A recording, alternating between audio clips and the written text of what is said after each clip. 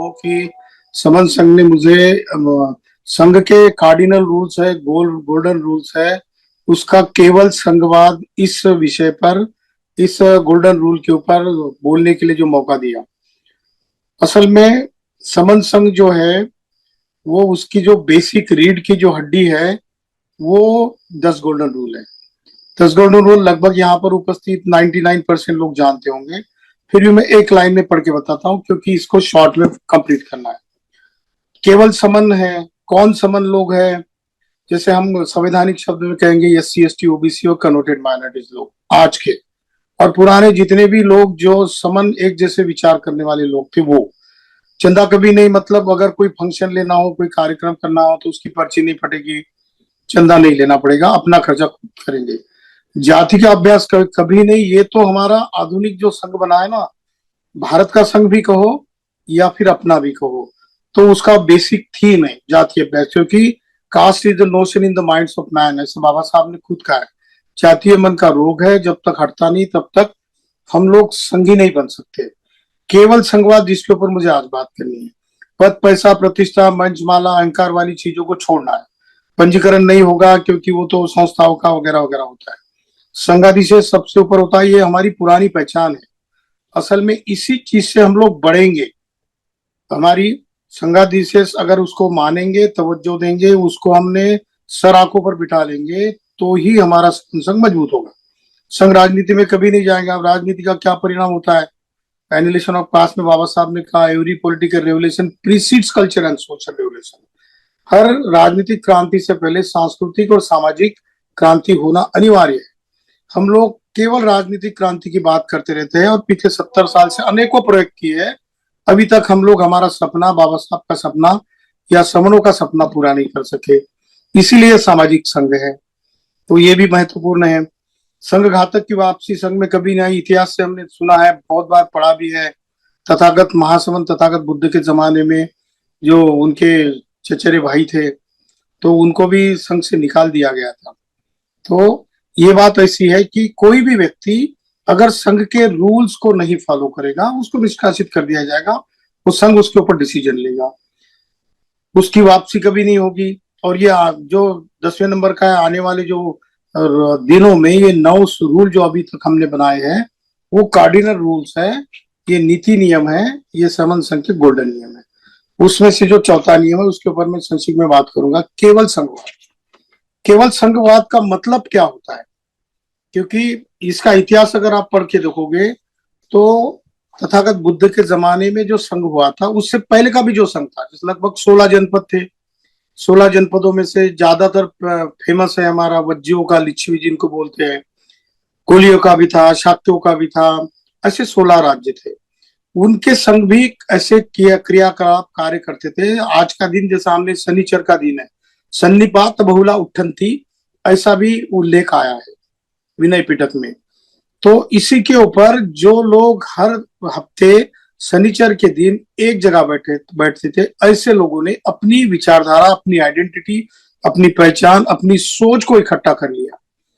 उसी को तथागत बुद्ध के जमाने में इतना ऊंचाई पर लेके गया कि बहुत सारे फिलोसोफर ऐसे कहते हैं कि जिस तरीके से सिद्धार्थ गौतम बुद्ध ने, तथागत ने ये संघ की आइडिया को, संघ की फिलोसॉफी को जितना ऊंचाई पर लेके गया, तो उसमें से इतने बढ़िया क्वालिटी के लोग यहाँ पर आए। और खासकर जो लोग निधर्मी थे, खासकर जो लोग साइंटिफिक व्यू में सोचते थे।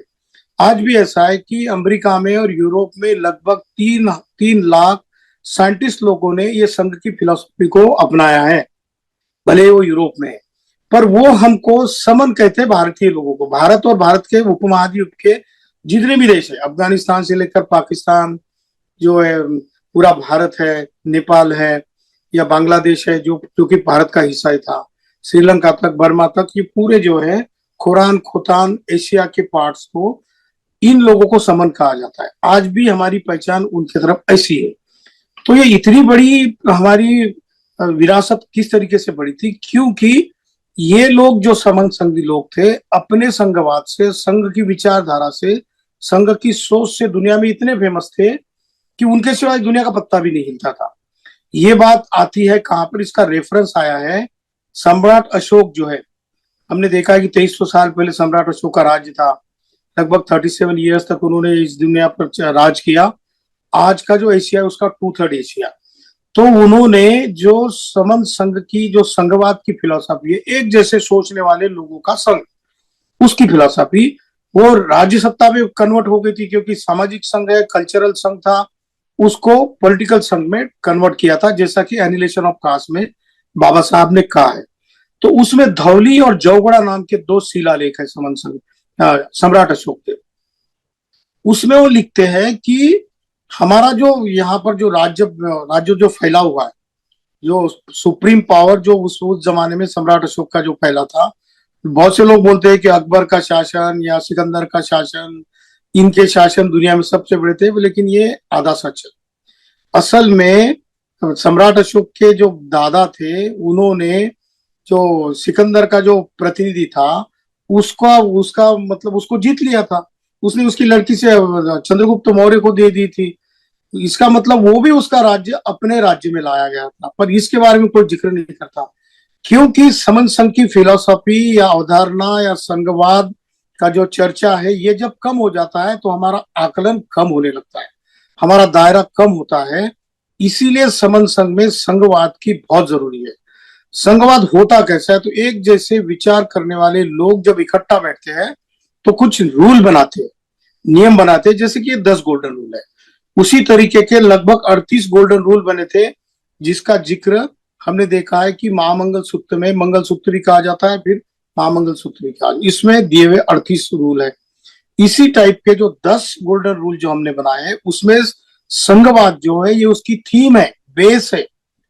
इसीलिए क्योंकि हम चाहे कहीं भी रहो, कहीं भी हमारा सन्निपात चले, पर हम क्या सोचते हैं, वो सोचने का जो ढंग है, विचार करने की जो सोच है, जो ताकत है हमारी, और दायरा जो है उसका एक जैसा ही होगा। जैसे आज अभी हम देखते हैं कि हरियाणा में लगता है, पंजाब में लगता है, दिल्ली में लगता है, यूपी में लगता है, गुजरात में लगता है, राजस्थान में, महाराष्ट्र में, जहां कहीं भी सन्निपात लगता है, तो आप पूछ लेना किसी को, जो भी नए साथी होंगे उनको मैं बता देना चाहता हूँ कि आप पूछ लेना कि सन्निपात में कौन सी बात हो गई, हरियाणा में हिसार में कौन सी बात होगी, दिल्ली में क्या किस बात पे चर्चा हो गई, यूपी में किसी शहर में, लखनऊ में हो या किसी शहर में हो, गुजरात में हो, महाराष्ट्र में हो, ये क्या चर्चा हो गई। तो आपको सारे के सारे लोग जो कि शनिचर को सन्निपात कहते हैं, वो कहेंगे कि हमने जो बात कही वही रिपीटेशन होगा।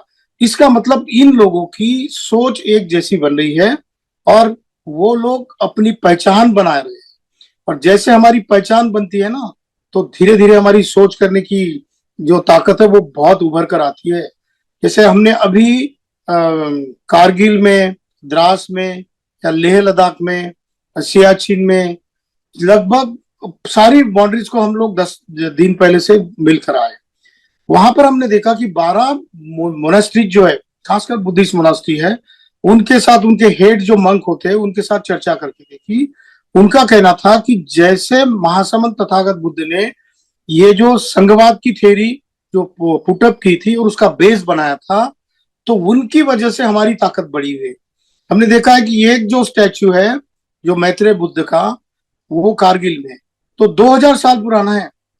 वहां पे ज्यादा लोग ने पूरे जो ये है लद्दाख की संख्या सिर्फ 2.5 लाख है, पर 2.5 लाख होते हुए लगभग वहां पर 40-50 मोनास्ट्रीज होंगी, जिसमें से 12 मोनास्ट्रीज को हमें जाकर मिले। तो उनके संख्या बहुत नहीं है, बट लद्दाख में किसी और की हिम्मत नहीं होती वहां पर पैर रखने की। हमने ये देखा कि पूरा लद्दाख का जो एरिया छान कर मारा, कहीं 33 करोड़ वालों का कोई मंदिर नहीं मिला, कहीं भी नहीं मिला। सिर्फ मस्जिद है, क्योंकि वहां पर बाद में ये उनका राज था, लगभग 11वीं शताब्दी से लेके तो 19वीं शताब्दी, 20वीं शताब्दी तक। इसीलिए कुछ जगह पर मस्जिदें दिखी, लेकिन उनका भी ट्रेडिशन हमने देखा उसी तरीके का है जिस तरीके का टिबेटियन मोनास्ट्रीज का या फिर लद्दाखी मोनास्ट्रीज का भोटी लैंग्वेज में जो पढ़ाया जाता है, सारा का सारा समन संघ का थ्योरी है। महाबोधि की इसमें भी हम लोग गए, तो बनते संघ सेना, उनके साथ भी डिस्कशन है। उन्होंने कहा तो ये तो आप जो कर रहे हैं वही हम कर रहे हैं। तो उन्होंने न्योता भी दिया, ये संघवाद का विचार है, बेसिक विचार है, बट हम लोग अलग अलग बने हुए हैं। संघवाद ही उन्होंने कहा कि एक ऐसी कड़ी है जो कि सारे भारत के ही नहीं, भारतीय उपमहाद्वीप के सारे जन्मजात समन लोक संघ को जोड़ने की एक बहुत बड़ी कड़ी है, पर इसके ऊपर काम करना होगा।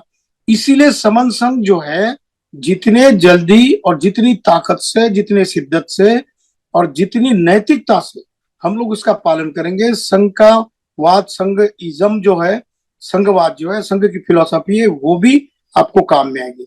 जैसे धौली, जौगड़ा, ये भी शिलालेख। उसके बाद मस्की का शिलालेख, वहां पर भी सम्राट अशोक ने का सहसाराम का शिलालेख है, भाबरू का है, किरनार का है, जादूगोड़ा का है, जौगोड़ा का है। ये सारे शिलालेखों में समंत संघ की ही फिलोसॉफी सम्राट सम्राट अशोक ने इस्टेब्लिश की थी। बहुत लंबा है, लेकिन वहां पे इतना बताने की जरूरत नहीं है। एक और रेफरेंस देता हूं कि आधुनिक भारत में समंत संघ के संघवाद की फिलोसॉफी को किस तरीके से नवाजा गया, उसको लीगलाइज कैसे कर दिया है। तो भारतीय संविधान का आर्टिकल 1 है, आप पढ़ोगे, भारतीय संविधान की पहली लाइन है, India that is Bharat will be a union of states. इसका मतलब जो इंडिया है, जिसको इंग्लिश में कहेंगे, वो भारत है उसका नाम, और वो क्या है, तो राज्यों का संघ है। तो ये वाली भी जो थ्योरी है, वो जहां पर विनय पिटक के नियम हुआ करते थे सम्राट अशोक के जमाने में, लगभग 84,000 सन्निपात लगते थे। आज हम कहते हैं कि हमारे यहाँ 40, 50, 150, 200 जितने भी समन संघ के सन्निपात लगते हैं, हमारे जमाने में जब हम लोग पावर में थे, सत्ता में थे, हम लोग कुछ भी कर सकते थे, तब जाके 84,000 जो विहार आपको बताए जाते हैं, स्तूप या शिलालेख या गुफालेख या ताम्रपत्र जहां पर मिलते हैं, वहां पर ऐसे ही सन्निपात लगते थे। ये सन्निपात, हर सन्निपात में संघवाद की बात होती थी, और जो भी संघवाद की फिलोसॉफी को, अवधारणा को वायलेट करने की बात करता था या उसका आचरण उस तरीके से होता था, तो संघ की अवधारणा को, संघ की फिलोसॉफी को, संघवाद को नीचा करने के खिलाफ, नीचा करने के लिए या फिर उसका वायलेशन करने के लिए उसको सजा भी होती थी। ऐसे कई उदाहरण इतिहास में, समलोक इतिहास में आपको मिलेंगे। पर इसके लिए हमको इसकी फिलोसॉफी को जानना पड़ेगा। आज तो छोटी छोटी किताबें हमारी लगभग 32 पेज की, 40 पेज की, 100 पेज की, इतनी है। आगे जाके समन संघ के संघवाद पर हजारों लोग पीएचडी करेंगे, पर उसमें से कौन पहले करेगा, ये मामला इंपॉर्टेंट है आज। जितने जल्दी हम लोग ये फिलोसॉफी को अपने आप के मन में, अपने मस्तिष्क में जब तक ढा नहीं लेते, इंप्लीमेंट नहीं करते, तब तक ये हमारा छोड़ने वाला नहीं है। इसीलिए समन संघ का एक ही स्लोगन है कि जुड़ो, जोड़ो, समन संघ को समझने की कोशिश करो, इसका प्रचार और प्रसार करने का काम करो।